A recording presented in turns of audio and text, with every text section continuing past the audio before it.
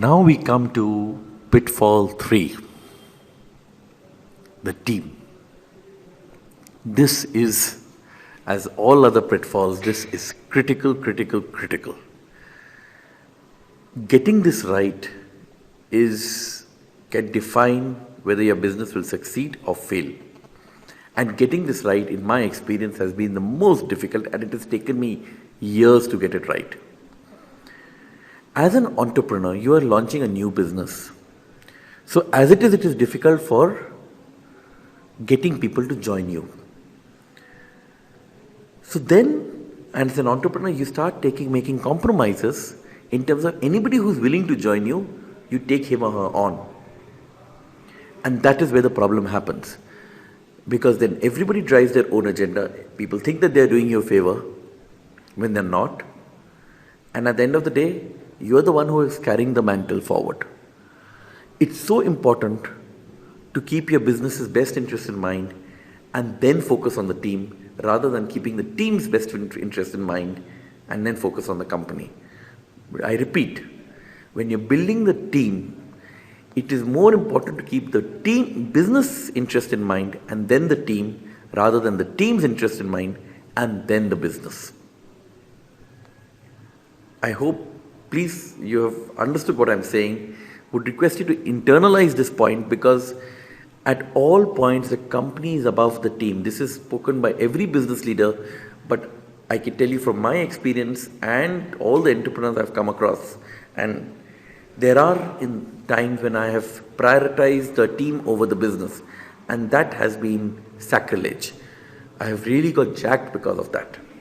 Now let's delve a bit more deeper around this. You need to have team members who will build a business for you. You do not need passengers. Therefore, you need 3 skills. People with 3 skills. You need people who are entrepreneurial, folks who are aligned and passionate, and smart. So am I saying that you need supermen and superwomen and these are not available? Of course they are available. But you need to have an open mind to look out for these people. Once again, and each member of your team has to be entrepreneurial, that they're willing to do whatever it takes to grow the business. They have to be aligned and passionate about the business, and they have to be smart. If you have entrepreneurial people who are dumb, it doesn't work. If you're passionate and aligned people who are not entrepreneurial, it doesn't work. Somebody who's aligned and passionate and smart but not entrepreneurial, you can hire him or her as a consultant.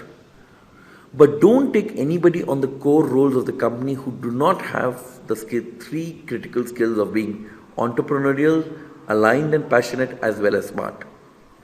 Now, let's do a bit deeper. What is entrepreneurial? They need to have risk appetite, they need to be ambitious, and they need to be persistent. These 3 traits have to be respected in their past. If somebody at the age of 25 who has never taken risk in his or her life, who has never been persistent towards a goal, cannot suddenly change.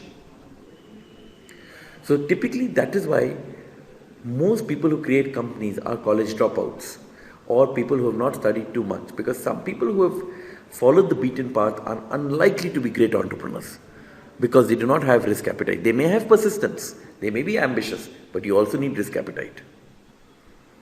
Second thing is aligned and passionate. They need to be passionate about people you hire, about your industry, your space at which your industry is operating, and towards your company. You need to evangelize. If they're passionate about industry and the space, you will be able to evoke a certain amount of passion about the company. Second thing, you need to understand the long and short term objectives, and you need to have a discussion whether their long and short term objectives match up with your long and short term objectives, and then work out a win-win solution. Teamwork. Do not recruit people who work only on their own.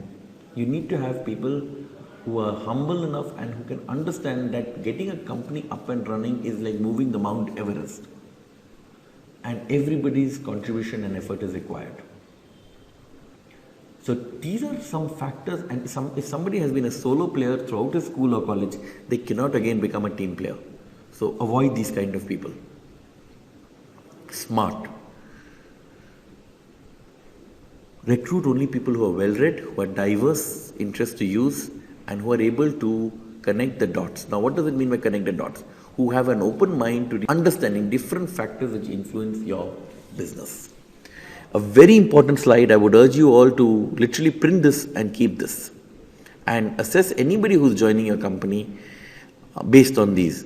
If there are any doubts, please feel free to raise it in the discussion forum. I would be happy to answer those.